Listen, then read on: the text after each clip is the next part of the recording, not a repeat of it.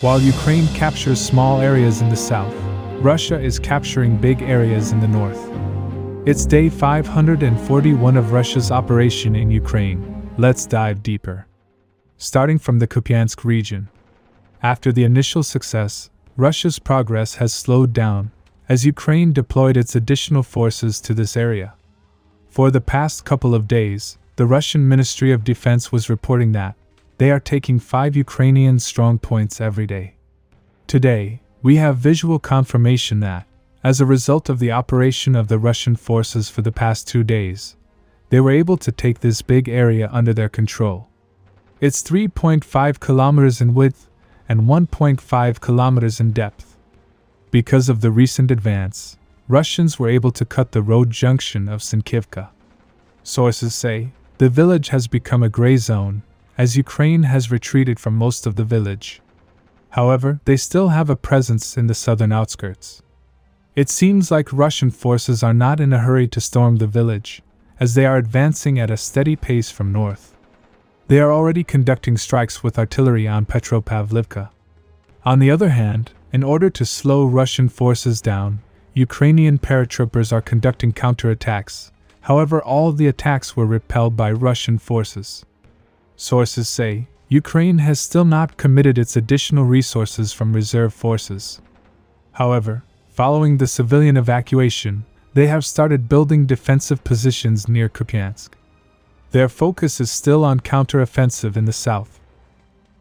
However, if the situation demands, they will have to deploy their resources here. It seems like Russia has found its rhythm, as it is advancing on this front slowly and steadily. Now moving to the Orikhiv region. Following the arrival of their most powerful brigade, after 2.5 months of stalemate, Ukraine has finally started advancing in this area. They were able to take these areas a couple of days ago. Currently, they have increased pressure on Russian forces in the village.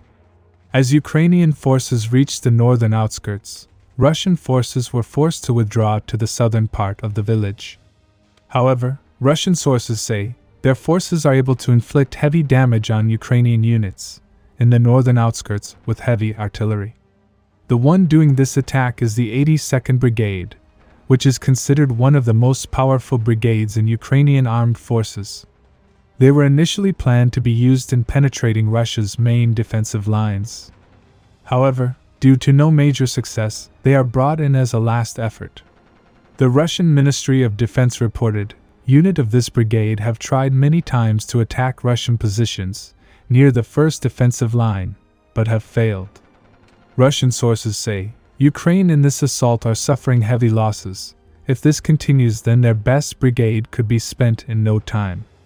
There are several videos of destroyed mortars and Striker belonging to this unit. However, we have not seen Challenger tanks in big numbers, so it is possible that there is still a powerful unit of this brigade in reserve, which could be used to deal a massive blow. And they could be used alongside Leopard tanks, which are also operating in this area. Situation is very tense for Russian forces in the village, and it is expected to get worse.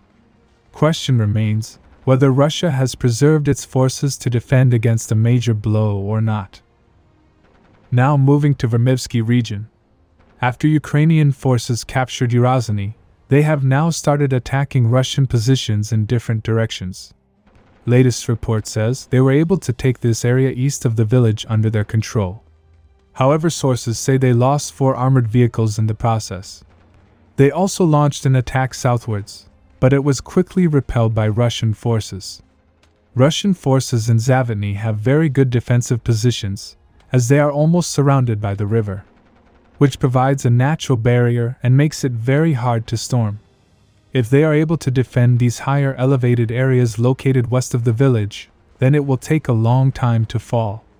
There is also a possibility that Ukraine might bypass the village entirely.